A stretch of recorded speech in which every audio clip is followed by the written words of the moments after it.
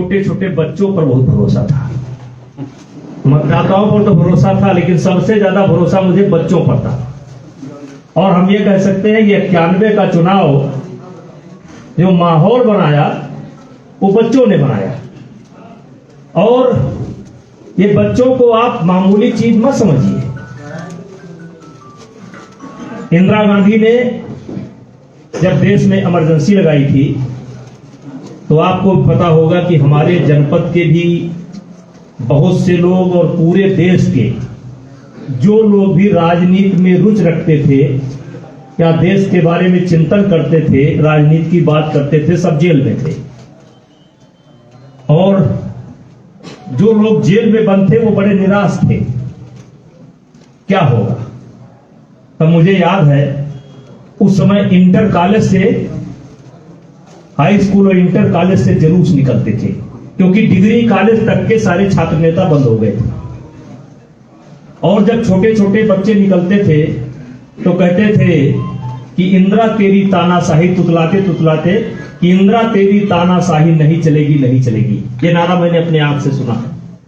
और नतीजा ये देखा कि इमरजेंसी समाप्त हुई और आपने देखा होगा कि इंदिरा गांधी जैसी सशक्त नेता अमेठी और रायबरेली से चुनाव हार गए। तो ये होती है बच्चों की ताकत। और जब मैं एमपी बना तो मैंने नारा दिया था सन 1992 में, स्वस्थ गोंडा, साक्षर गोंडा और हरा भरा गोंडा। और नारा बढ़ते बढ़ते आज कह सकते हैं आपकी प्रदेश में ये पहुंच चुका है। और हम लोग प्रयास भी करते रहे। और आपने ये भी देखा होगा कि जब भी, जैसे मैं कभी हानि और लाभ देख करके मैंने राजनीति नहीं किया। मैंने हमेशा जनता का सेंटीमेंट देखा है कि जनता क्या चाहती है, जनता क्या चाहती है। और आपको याद होगा जब मायावती जी ने गोंडा जनपद का नाम बदला था, सब लोग थे, मुझको मना भी कर रहे थे, लेकिन मैंने मायावती जी से कहा कि आपने जो नाम बदला है ठीक नहीं किया। और फिर आप जानते हैं कैसे आंदोलन खड़ा हुआ, कैसे किया गया, कितनी जल्दी मायावती ने सब बजट वगैरह कर दिया। लेकिन बस एक मिनट वही रुक जाए, वहीं जहां है वहीं खड़े रहे। तो लेकिन आपको पता होगा कि जैसे मैं अटल जी के पास पहुंचा तो मेरी बात पूरी भी नहीं हुई कि अटल जी का टेलीफोन मायावती को सीधे गया कि इस नाम को रोक दीजिए। जनता की फिर जीत हो गई। और वो सदैव जिसको जो कहना है वो कहे, वो कहता रहेगा। हमें या आपको दुनिया मेरे बारे में क्या सोच रही है, दुनिया मेरे बारे में, आपके बारे में क्या सोच रही है, नहीं देखना है। आपको क्या करना ये सोचना है और आपको अच्छा करना है ये सोचना है। आपको करते रहना है। जिसको निंदा करना है निंदा करेगा, जिसको निंदा करना है निंदा करेगा, उसका निंदा करने का ही काम है। अब देखिए 5 साल के अंदर जो भी काम हुए हैं, चाहे प्रदेश के अंदर चाहे देश के अंदर जो भी काम हुआ है, सबका सपना अखिलेश जी पहले देख लेते हैं और बोलते हैं कि ये काम तो मैंने सोच रखा था। तो भैया अखिलेश जी सपना देखते जाएं और भारतीय जनता पार्टी उसको पूरा करती जाए। तो जो सपना वो देखें, वो सपना देखें, हम पूरा करें। आज भाइयों आपको पता है कि मैं जन्मदिन नहीं मनाता था, क्योंकि मैं सामान्य परिवार में पैदा हुआ, किसी राजा महाराजा के परिवार में नहीं पैदा हुआ। हर सुख देखा हूं, हर दुख देखा हूं। गांव क्या होता है, गरीबी क्या होती है, फीस की क्या दिक्कत होती है, कपड़े की क्या दिक्कत होती है, साइकिल चलाने को मिलती है कि नहीं, वो सब देखा हो और सब देखते देखते यहां तक पहुंचा हो। और आज मैं एक कविता मुझे याद आती है कि दीप सा जला निरंतर जीवन भर, मैं दीप सा जला निरंतर जीवन भर, जलकर ढलकर जग का अंधियारा दूर किया, अंगारों पर बैठा मुस्काता रहा सदा सरकार, भीतर ही भीतर पग पग पर मजबूरी जंजीर पिनाती थी, पग पग पर मजबूरी जंजीर पिनाती थी, पर कभी मुसीबत के आगे सिर झुका नहीं। 100 बार पहाड़ पंख पर आकर खड़े हुए, फिर भी तूफानी पग मेरा रुका नहीं। आंधिया घिरी घन मड़राए, ओले बरसे, कांटों ने दामन थाम मुझे पथ पे रोका, अवरोध किया चट्टानों ने मेरी गति का, 100 बार गरज कर सागर ने मुझको टोका। जीवन का अंचल किंतु नहीं छोड़ा करते, जीवन का अंचल किंतु नहीं छोड़ा कर से, खुद पर अजय विश्वास लिए मैं बढ़ा चला। 100 बार विफलता की आंधी से टकराया, पर कभी पराजित अश्रु आंखों से निकला। तो भाइयों, आप सब लोगों को बहुत बहुत धन्यवाद है। वैसे तो जन्म दिवस का ये कार्यक्रम है, लेकिन चुनाव का भी समय आ गया है, और मैं ये कहना चाहता हूं कि पेड़ तब तक खड़ा रहता है जब तक वो अपनी जड़ से जुड़ा रहता है, उस जड़ जब तक मिट्टी से जुड़ी रहती है। और देश तब तक खड़ा रहता है जब तक अपने इतिहास को देखते रहता है और कहां गलती हो रही है उसको सुधार करने की कोशिश करता रहता है। मैंने कहीं पढ़ा वढ़ा नहीं, लेकिन आज 4-5 रोज पहले सवेरे मैं एक चिंतन कर रहा था कि अशोक के समय में हमारे देश की क्या स्थिति थी,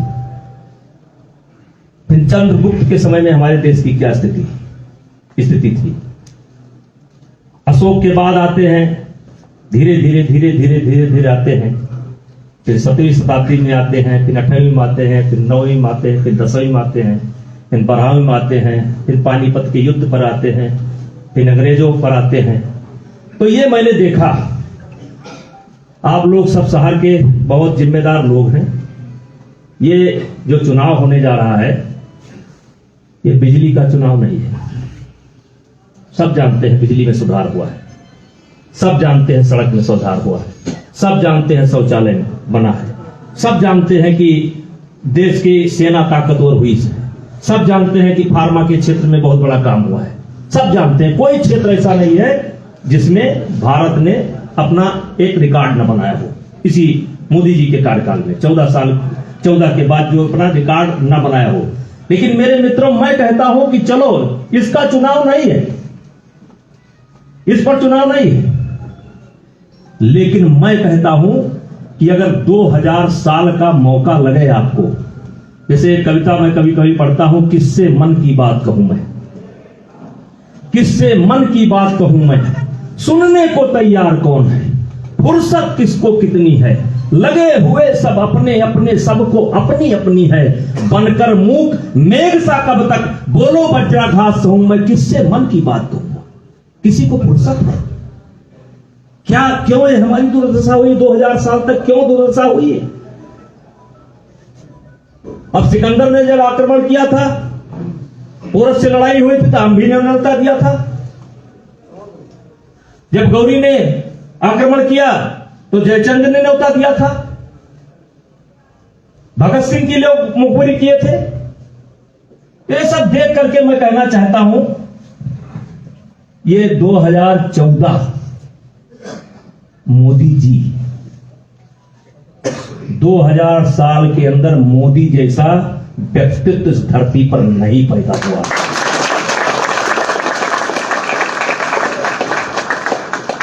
नहीं पैदा हुआ। और मेरे भाइयों, आप कह सकते हो कि ये आपका स्वर्णिम काल चल रहा है, स्वर्णिम काल। 2014 के पहले आपका स्वर्णिम काल नहीं था।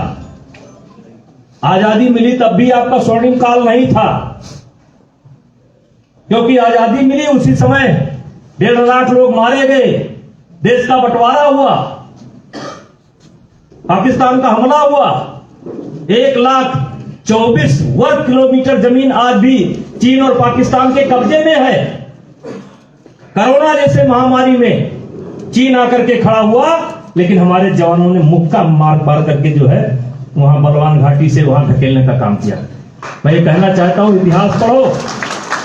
ये चुनाव बिजली का नहीं है, ये चुनाव सड़क का नहीं है। और किसी ने कहा है कि नहीं पाप का भागी होता केवल व्याध। जब हम इतिहास की समीक्षा करते हैं कि 2000 साल में हमारी ये गति क्यों हुई, तो कुछ अपराधी नजर आते हैं। क्यों हुई? एक तो भावना थी, को नृप होए हमें कहानी, कोई राजा हो हमें कहानी। आज भी तमाम लोगों के अंदर यही सोच है, किसी की सरकार बने हमें क्या हानि। अरे जरा गंभीरता से देखो ना, जरा गंभीरता पूर्वक देखो, तब तो पता चलेगा हानि क्या होती है। और इसलिए मैं कहना चाहता हूं, ये स्वर्णिम काल है, आप लोगों का स्वर्णिम काल है, हमारे देश का स्वर्णिम काल है। इतना स्वर्णिम काल मैंने नहीं देखा। 2000 वर्ष का इतिहास पलट करके देखिए, क्या क्या नहीं बीता आपको। कितना जौहर हुआ, कितना लोग फांसी लटके, कितने लोगों को धर्म परिवर्तन हुआ, कितने लोगों के साथ क्या क्या हुआ, सब जोड़िए। लेकिन अफसोस यही है कि फुर्सत नहीं है पीछे जाने को। अगर पीछे अगर आप चले जाए ना, इनका नाम नहीं आएगा। मैं पूछना चाहता हूं कि आज लोग करते हैं, उनका काम है। ये बताइए कि इस समय भारतीय जनता पार्टी के राष्ट्रीय अध्यक्ष कौन है? बोलिए। अगले कौन होंगे बताएंगे आप लोग? कोई किसी को पता है? राजा बाबू आपको पता है? श्रीवास्तव जी के पता है? इंदिरा गांधी के बाद कौन होगा पता था कि नहीं था? मुलायम के बाद कौन होगा पता था कि नहीं था? लालू के बाद कौन होगा पता था कि नहीं था? पासवान के बाद कौन होगा पता था कि नहीं था? बाला साहेब ठाकरे के बाद पता था कि नहीं था? वाह, किसी को ध्यान ही नहीं है। अब राहुल के बाद के हुए, राहुल के खाते बंद है तो हम लेकिन सबको पता है अखिलेश के बाद अखिलेश एक लड़का होगा। चाचा शिवपाल बहुत छटपटाए, नहीं हो पाए, जबकि एक ही हैंड मार्च के थे। मुलायम सिंह का जो खून है वही खून उनका है, एक चाचा की नहीं चली। मात्र एक पार्टी है ले दे करके जो भी लोकतंत्र के रास्ते पर चल रही है। और इसलिए मेरे भाइयों, हाथ जोड़ करके कहता हूं, गंभीरता से विचार करो, गंभीरता से। जब देश की आजादी मिली तो 565 रियासतें थी, कोई झंडा नीचे झुकने तैयार नहीं था। सरदार पटेल ने सब राजाओं के छाती पर जो है टिहुना रख करके सरेंडर कराया, और एक का जिम्मा नेहरू जी लिए थे, और उसका दर्द आज भी देश भोग रहा है।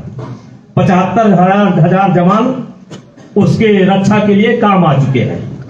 लेकिन मेरा विषय यह नहीं था। जब बाबा साहब अम्बेडकर ने, जब 565 रियासतें थी सब समाप्त हो गई, और बाबा साहब अम्बेडकर ने इस देश के गरीब को भी एक वोट देने का हक, इस देश के बिरला टाका को भी एक वोट देने का हक, यानी राजे रजवाड़े सब समाप्त, गरीब अमीर सब एक भाव।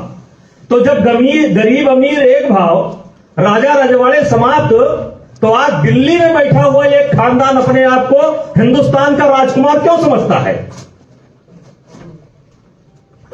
ये गांधी परिवार जो कहा जाता है, ये अपने आप को हिंदुस्तान का राजकुमार समझता है। कोई बिहार में बैठ करके अपने आप को बिहार का राजकुमार समझता है, और कोई सफाई में बैठ करके उत्तर प्रदेश का राजकुमार अपने आप को समझता है। ये राजे रजवाड़े समाप्त हो गए तो नए नए राजा कहां पैदा हो गए। इसलिए मेरे भाइयों, तूफान से लाए हैं किश्ती निकाल के, इस देश को रखना मेरे बच्चों से पास। बिजली का चुनाव नहीं, ये पानी का चुनाव नहीं, ये हमारे भविष्य का चुनाव है, हमारे बाल बच्चों के भविष्य का चुनाव है, हमारे भारत के भविष्य का चुनाव है। हमारा भारत कैसे होगा, हमारा देश आगे कैसा होगा, हमारे बच्चे किस माहौल में जिएंगे, इस बात का चुनाव है। और इसे गोंडा के अंदर बहुत बड़ा परिवर्तन हुआ है। हमें भी याद है 5 साल पहले जब गोंडा देश के सबसे गंदे शहरों में था। आज मुझे बहुत प्रसन्नता हुई जब मैं उस स्मारक का उद्घाटन किया तो मेरा रोआ खड़ा हो गया। और मैं जानता हूं कि जो भी अब गोंडा के उस रास्ते से निकलेगा और क्रांति उपमंडल नजर पड़ेगी तो गोंडा का अगर सपूत है तो उसका रोआ जरूर खड़ा होगा। और इन शब्दों के साथ पुनः आप सब लोगों को बहुत बहुत धन्यवाद। आइए संचित भैया, आइए अब बहराइच